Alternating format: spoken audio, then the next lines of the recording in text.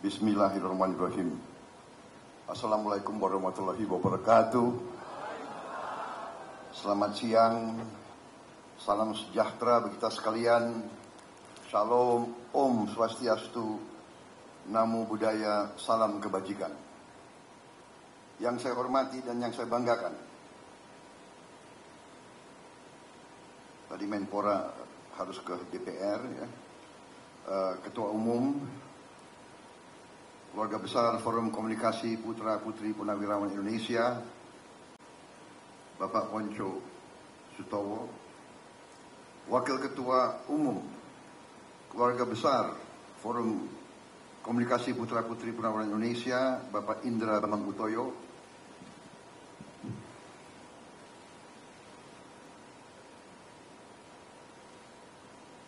Ketua Panitia Bapak Shandi Mandela, Ketua Umum Kowani Ibu Giwo Rubianto Yogo,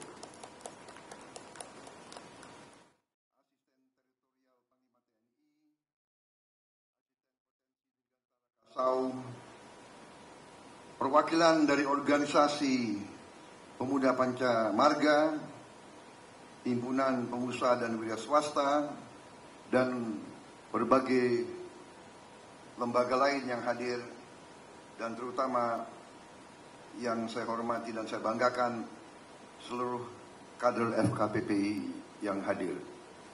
Pertama-tama tentunya tak henti-hentinya kita memanjatkan puji syukur kehadirat Allah Subhanahu wa Ta'ala, Tuhan Maha Kuasa. Kita masih diberi kesehatan, masih diberi nafas, dapat bertatap muka di ruangan yang baik ini dalam acara hari ulang tahun FKPPI yang ke-45. Selanjutnya saya ingin ucapkan terima kasih yang sebesar-besarnya atas kehormatan yang besar diberikan kepada saya, diundang untuk menyampaikan sambutan pada acara ulang tahun ini. Saudara-saudara sekalian, FKPPI sebagai forum komunikasi keluarga besar putra putri purnawirawan TNI dan Polri, saya kira merupakan suatu potensi yang besar, dan tadi kita sudah dengar yang jelas komitmen FKPPI terhadap ideologi negara Pancasila, NKRI, Persatuan Nasional. Saudara-saudara sekalian, ada beberapa hal yang saya ingin sampaikan. Di setiap kesempatan saya diberi untuk berjumpa dengan kelompok-kelompok anak bangsa warga negara. Saudara-saudara, saya kira kita semua sudah sering dengar, ya kan, negara kita kaya raya, negara kita besar, dan saya kira itu selalu kita dengar dari sejak kita kecil.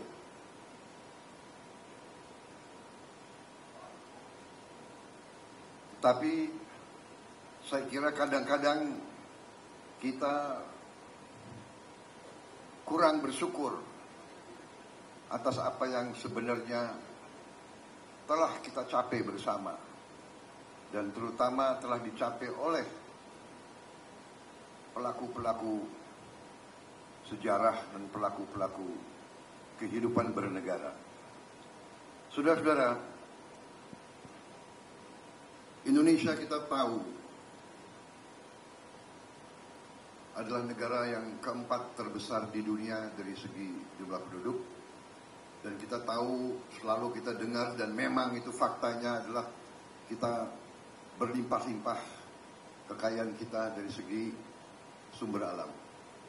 Saya pernah bicara dengan beberapa tokoh perusahaan-perusahaan besar di dunia, dan mereka mengatakan kepada saya bahwa negara Anda itu dari segi sumber daya alam itu kurang lebih ke-7 terkaya di dunia.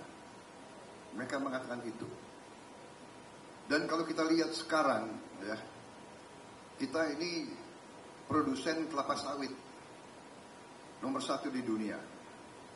Kita produsen nikel nomor 1 di dunia.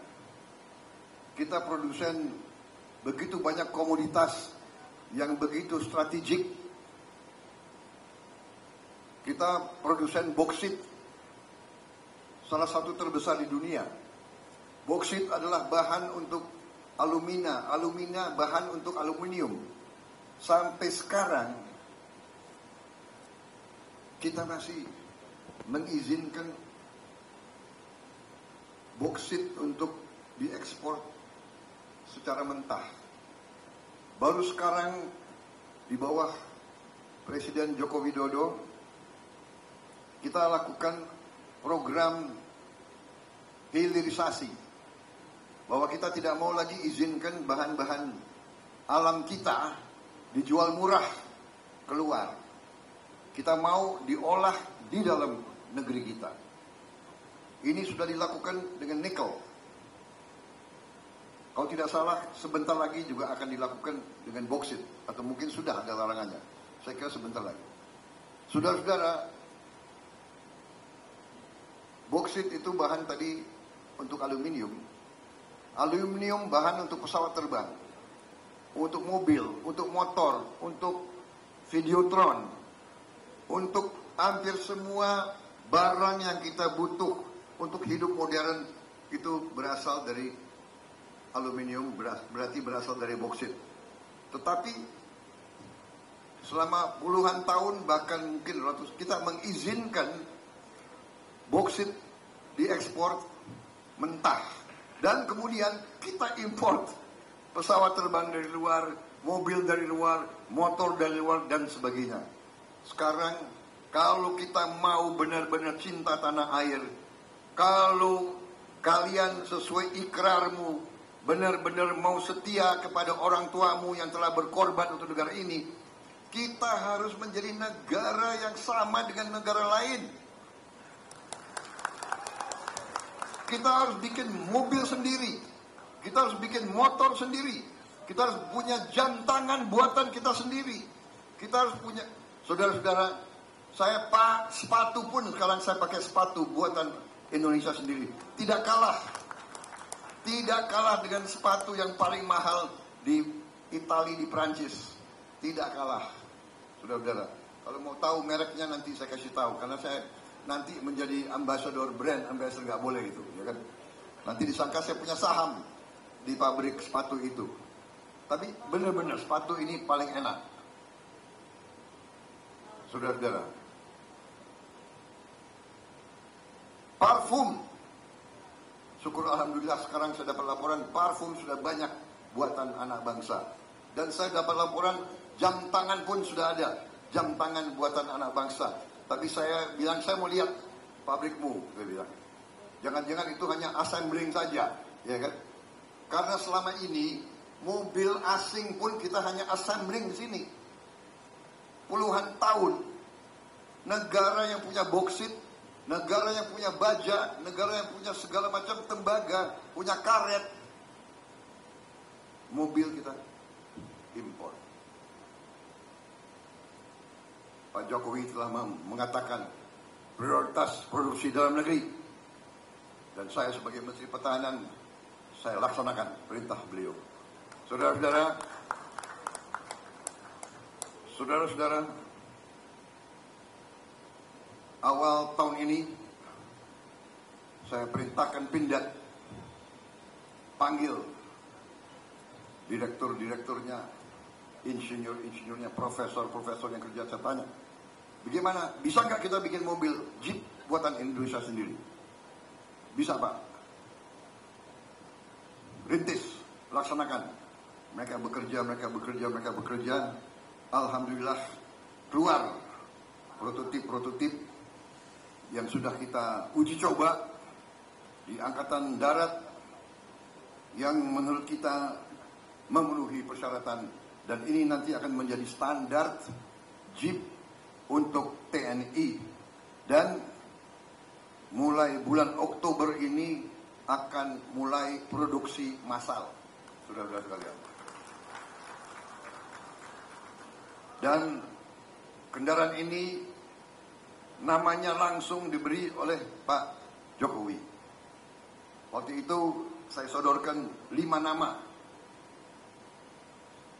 Ada nama-nama macam-macam. Tadinya saya ambil nama kudanya Pangeran Diponegoro. Ada kudanya Sultan Agung dan sebagainya.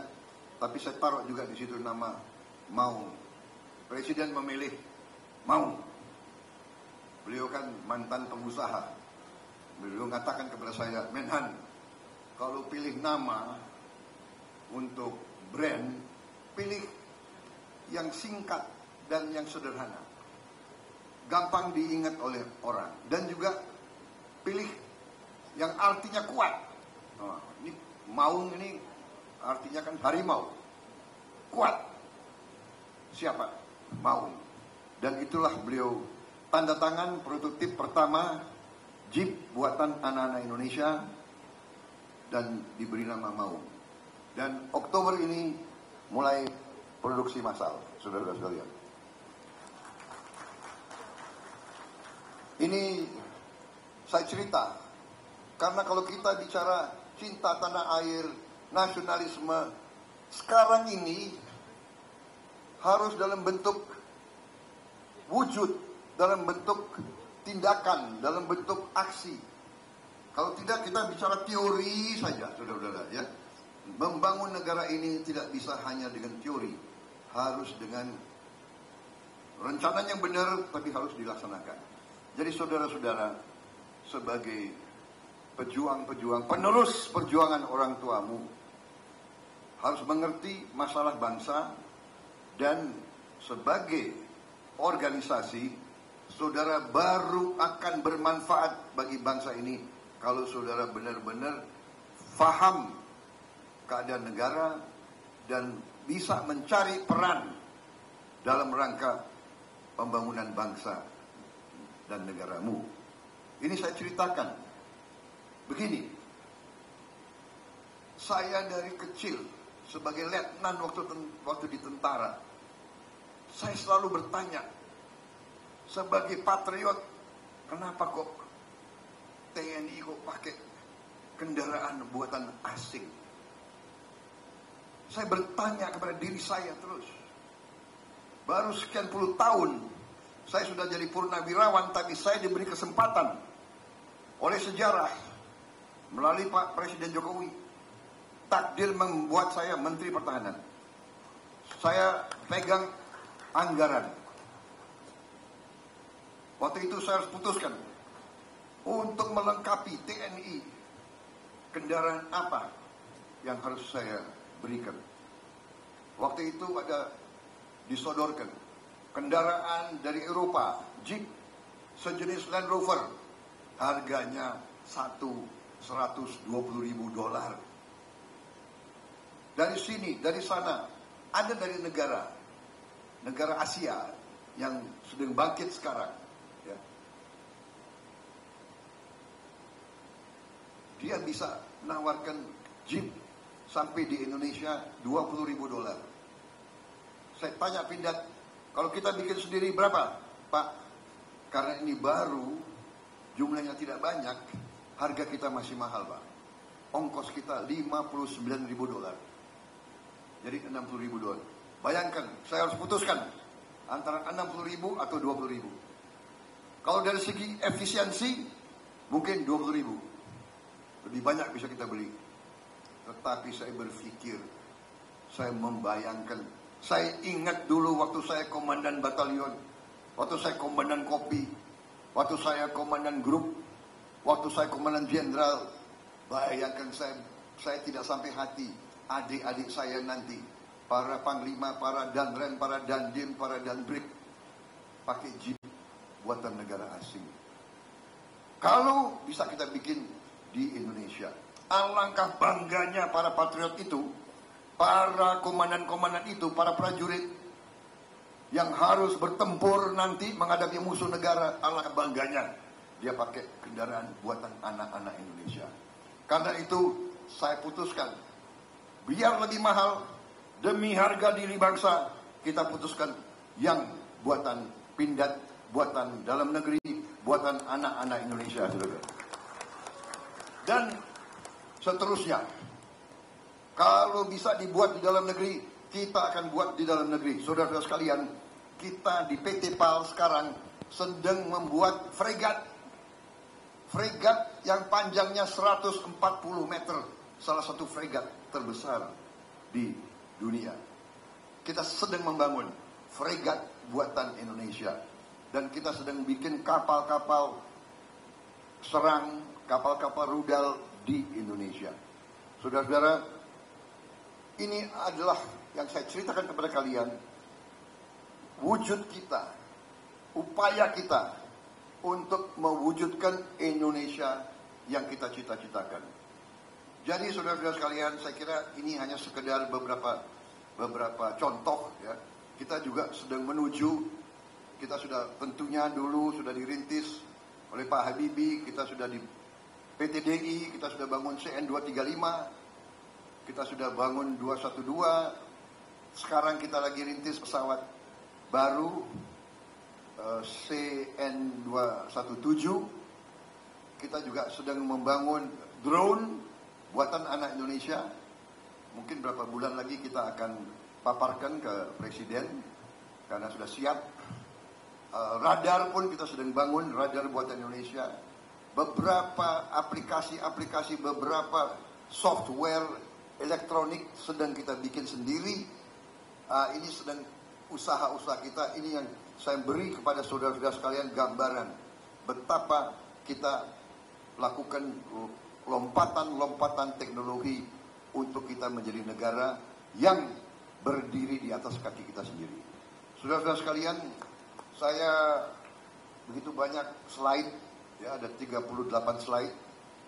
Kalau satu slide 4 menit berarti 2 jam akan saya bicara.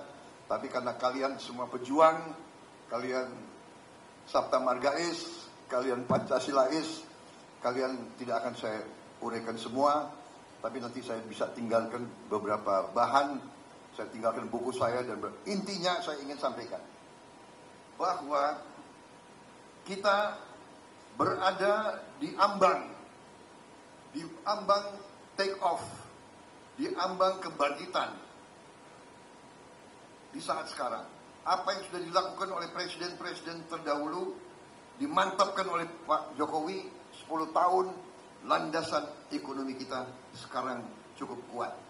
Sebagai contoh, saya ingin menyampaikan bahwa capaian kita sampai sekarang dengan indikator angka-angka, bukan kita karang, ya.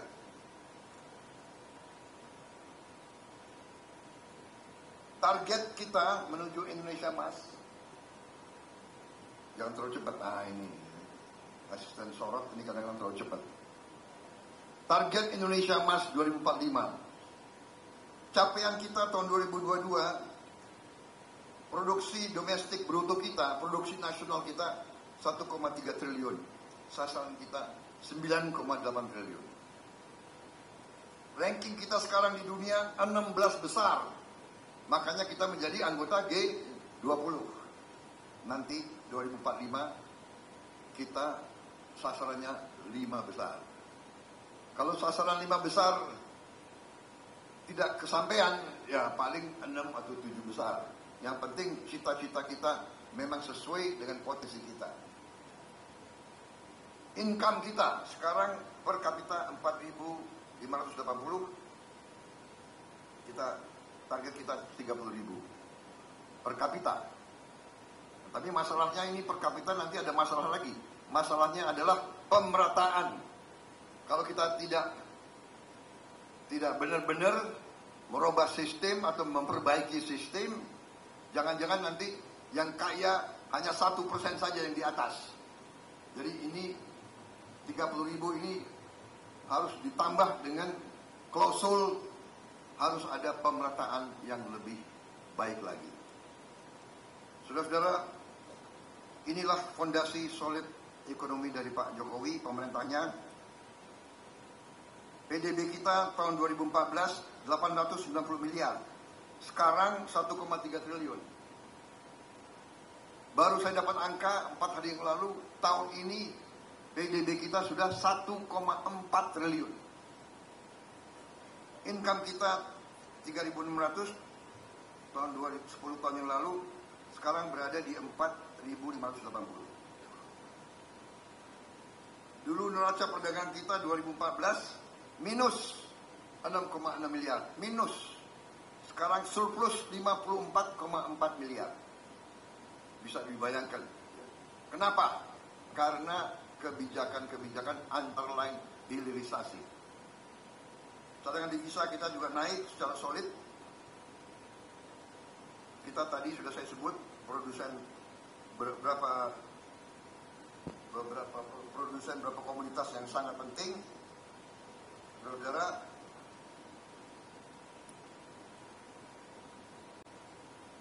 pertumbuhan kita juga sangat kuat. Kita di antara G20 kita sekarang nomor 2 paling atas, hanya di bawah Tiongkok. Kita 5%. Bayangkan kita di atas Singapura, di atas Inggris, di atas Jerman, di atas Belanda. Bahkan kita di atas Rusia, di atas Jepang. Pertumbuhan. Inflasi kita terendah selama 40 tahun. Utang pemerintah kita terendah, jauh di bawah negara-negara lain.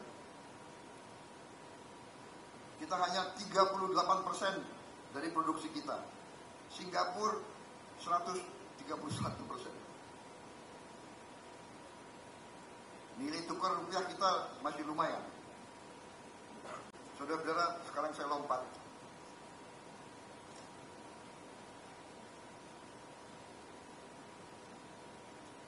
Bagaimana kita mencapai target 2045, yaitu dengan melaksanakan sistem ekonomi kita sendiri, yaitu sistem ekonomi Pancasila. Kita tidak boleh terlalu banyak ikut model-model negara lain. Kita harus percaya kepada ideologi kita sendiri, yaitu tadi, ideologi Pancasila. Apa itu ekonomi Pancasila? Ekonomi Pancasila adalah ekonomi jalan tengah. Ekonomi Pancasila adalah ekonomi yang merupakan gabungan terbaik dari kapitalisme dan yang terbaik dari sosialisme. Karena pada dasarnya kalau kita lihat Pancasila itu ada sila keadilan sosial. Berarti kita harus selalu menghitung faktor sosial. Prinsip-prinsip ekonomi Pancasila. Sesuai dengan Pancasila berarti ekonomi kita harus religius dan mewujudkan persatuan nasional. Ekonomi yang menjunjung tinggi kemanusiaan. Ekonomi yang berpihak kepada kepentingan nasional, bukan kepentingan daerah atau golongan atau pribadi. Ekonomi yang egaliter dan kerakyatan. Ekonomi yang berkeadilan sosial. Berarti kaum miskin, kaum yang lemah harus diurus dengan sebaik-baiknya. Saudara-saudara sekalian, saya langsung melompat bahwa kita dalam waktu yang sangat singkat mampu kita mencapai swasembada pangan, energi, dan air. Dan ada beberapa hal yang harus kita laksanakan. Sudah kita rumuskan dalam 10 fokus kebijakan menuju Indonesia Emas. Saya kira secara garis besar itu saya hanya memberitahu bahwa masa depan bangsa Indonesia adalah cukup gemilang. Kita akan mampu untuk mengatasi kemiskinan dengan landasan ekonomi yang sudah kita wujudkan transformasi bangsa menuju Indonesia Emas 2045. Nanti kita akan menjadi lumbung padi, tidak hanya lumbung padi nasional, bahkan kita bisa nyumbang pangan ke dunia. Kita punya 24 juta hektar rawa. Rawa ada dua macam, rawa gambut dan rawa mineral. Di rawa mineral kita sangat mudah dan murah membuat lumbung, membuat sawah, membuat kebun jagung dan sebagainya. Kalau kita lihat sekarang foto-foto, hal ini sudah kita laksanakan di Kalimantan Selatan, sebagian di Merauke, dan sebagian di Sumatera Selatan. Kita lihat gambar yang di atas, kalau musim hujan rawa tidak termanfaatkan, musim kemarau pun tidak termanfaatkan, tapi setelah dikelola, foto di bawah kelihatan sawah-sawah, kelihatan kebun-kebun singkong. Ini sudah dilaksanakan di Kalimantan Selatan. Lanjut, ini kelihatan keberhasilan. Lanjut, kelihatan ini tadi yang tadi tidak termanfaatkan sudah menjadi peternakan itik dan peternakan yang macam-macam, bisa kita ikan, udang dan sebagainya. Saudara-saudara, kita juga nanti jadi optimisme bahwa kita akan swasembada pangan sudah sangat-sangat visible dan akan kita wujudkan. Yang terakhir, kita jamin kita tidak akan import BBM lagi, karena kita mampu menghasilkan solar, diesel dari tanaman. Dan ini sudah kita buktikan. Di situ ada mantan Menteri Pertanian sudah melaksanakan biodiesel B100. Kita akan punya BBM terbarukan dan tidak ada karbon emisi dan tidak akan membuat polusi, saudara-saudara sekalian. Ini kemudian ini nanti akan menghidupkan rakyat di seluruh Indonesia. Uang tidak kirim ke luar negeri, uang kita putarkan di dalam negeri. Saudara-saudara sekalian,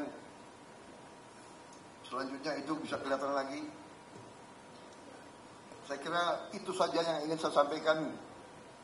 Masa depan kita bagus, tapi benar apa yang disampaikan tadi Pak Ponco, kuncinya adalah pemimpin-pemimpin kita, elit kita semuanya harus rukun, harus bersatu, harus mengutamakan kepentingan besar, kepentingan nasional, dan tidak hanya kepentingan kelompok dan pribadi. Saudara-saudara sekalian, ini harapan rakyat, ini tantangan rakyat, dan saya yakin kita mampu melakukan itu karena kita sudah membuktikan. Saya dengan Pak Jokowi 10 tahun saya berbeda, saya berhadapan, saya rival 10 tahun. Tapi begitu beliau menang, beliau ajak saya. Dan saya walaupun kalah, gak enak itu kalah. Tapi saya sebagai patriot, hidup saya hanya untuk bangsa dan negara.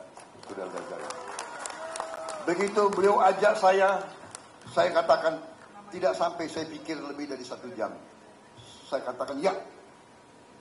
Dan saya ditentang oleh banyak pengikut-pengikut saya. Tapi saya katakan demi persatuan nasional, demi rakyat Indonesia, para pemimpin harus bersatu. Bersaing boleh.